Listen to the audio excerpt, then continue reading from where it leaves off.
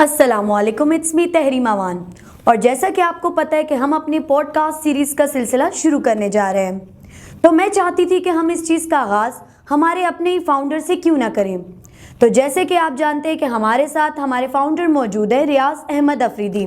आज हम इनसे मिलेंगे, इनसे बातें करेंगे, इनसे जानेंगे कि इतने बिजनेसमैन होने के बावजूद, इतनी एक्टिविटीज़ होने के बावजूद, इतना सब कुछ करने के बावजूद ये पॉडकास्ट सीरीज़ का ये इनके दिमाग में कैसे आया, इस हवाले से जानने की कोशिश करेंगे। क्योंकि आप सबको पता है कि जब पॉडकास्ट या सोशल मीडिया के बारे में जब माइंड में हमारे इस तरह के कुछ वर्ड्स आते हैं तो हम यही सोचते हैं कि it's all about luck, efforts and obviously the main चीज़ मेहनत। तो आइए चलते हैं रियाज अहमद अफरीदी की तरफ। अस्सलाम वालेकुम सर। वालेकुम अस्सलाम। कैसे हैं सर आप? अल्हम्दुलिल्लाह, आपका भी बहुत शुक्रिया कि आप हमारी इंटरव्यू दे रही है। क्यों नहीं सर, मैं इसी काम के लिए यहाँ पर मौजूद हूँ।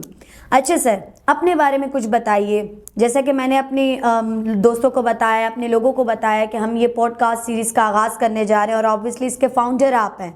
आप हमें बताएं कि आपको ये ख्याल कैसे आया, इतना बिजनेसमैन होने के बावजूद। जैसा कि हम जानते हैं कि आप ऑलरेडी एक मार्केटिंग विजन को भी चला रहे हैं, आप एएमसी में भी एज अ डायरेक्टर काम कर रहे हैं, आप और भी बहुत सारी सोशल एक्टिविटीज़ में होते हैं। इसके बावजूद ये पॉडकास्ट सीरीज़ का ख्याल आपके माइंड में कैसे आया? ये आपने बहुत बेहतरीन और फंटास्टिक क्वेश्चन राइज किया, चूँकि दुनिया है और दुनिया के साथ साथ चलना बहुत ज़्यादा ज़रूरी है। अगर मैं आपको मिसाल दे दूँ नोकिया मोबाइल की और आईफोन की, तो आईफोन ने टाइम के साथ साथ अपने आप को अपडेट किया और अभी भी वो ब्रांड है।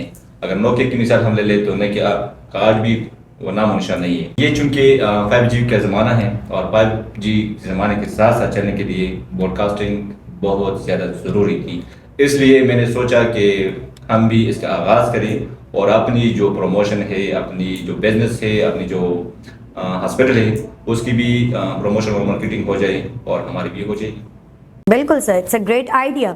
वैसे सर, आप मतलब मीडिया को बताना चाहेंगे कि आपका इस पर कितनी कॉस्टिंग हुई? क्योंकि मैं यही स्टार्ट में कहना चाह रही हूँ कि podcast is all about and social media is basically it's all about risk लेना पड़ता है। यहाँ पर लक है, अगर आप किसी एक चीज़ पर फेमस हो गए तो हो गए, किसी एक चीज़ पर आपको लोगों ने पॉइंट आउट कर लिया तो कर लिया। Second thing, expense. जब लोग पॉडकास्ट का नाम सुनते हैं तो यही कहते हैं कि यार अब इतना खर्चा कौन करेगा कैमरों पर, लाइट्स पर एंड ऑल द स्टूडियो। मतलब मैं तो ये कहना चाहूँगी कि अगर आपके पास इतने पैसे थे तो आप मुझे कुछ दे देते। तहरीम, असल बात ये कि हाँ, इस पे तो एक्सपेंस बहुत ज़्यादा आते हैं, क्योंकि अगर आप अच्छी सी स्टूडियो क्रिएट करती हैं तो इसके जो mic, camera, editor, camera team, इसके पीछे जो मेहनत होती है, एक्सपेंस से ज़्यादा उससे मेहनत भी है। बिल्कुल। तो जो भी फॉर एग्जांपल अगर पॉडकास्टिंग शुरू करना चाहते हैं तो कम आज कम 2 मिलियन तो होनी चाहिए उसके साथ। सही। और आपने बात की कि मुझे देने चाहिए थे, मैं तो अब बार बार ये बात कह रहा था कि तहरीम, आप माशाल्लाह में बहुत ज़्यादा पोटेंशियल है और आपकी ये एज है कि अपने आप को प्रमोट करे, मार्केट में आ जाए। तो अभी तक तो आपने ऑडियो 6 भी दिया हुआ था। ठीक है सर, बस मैंने यहीं से शुरू करना है और मेरी मीडिया वाली सारी जो मेरे व्यूअर्स हैं वो भी देख रहे हैं। मुझे लगता है इन 3 शो के बाद मेरे पास मेहरान होगी। जरूर इंशाल्लाह, जरूर। अच्छा सर, ये बताएं कि ये पॉडकास्ट का आइडिया आपके माइंड में कैसे आया? ये तो मैं जब सोशल मीडिया पे, टिकटॉक पे, इंस्टाग्राम पे, खासकर जो उमर सलीम है उसकी जो वीडियो देखता था और उसने मुझे बहुत ज़्यादा इंस्पायर किया, क्योंकि मेरे ख्याल में खुद भी डॉक्टर या इंजीनियर हैं और उसकी जो कम्युनिकेशन स्किल है, उसकी जो द वे आप प्रेजेंटेशन है कि जो सीरियस इशू होते हैं ना वो बहुत अच्छे अंदाज में सुलह आउट करते हैं, तो उससे मैं बहुत ज़्यादा इंस्पायर हुआ। अच्छा सर, तो इसका मतलब आप ये कहना चाह रहे हैं कि यानी पॉडकास्ट सीरीज़ को स्टार्ट करने के लिए यानी आपको इस फील्ड में होना ज़रूरी नहीं है, या आप ये कहना चाह रहे हैं कि इसके लिए किसी जर्नलिज्म की डिग्री या कम्युनिकेशन स्पेशलिस्ट का होना लाजमी नहीं है? पॉडकास्टिंग के लिए सबसे जो ज़रूरी चीज़ है वो है आपकी कम्युनिकेशन स्किल। सोशल मीडिया के बारे में आपके साथ वो नॉलेज होना चाहिए। सोशल मीडिया की जो अपनी एथिक्स हैं उसको समझना बहुत ज़्यादा ज़रूरी है।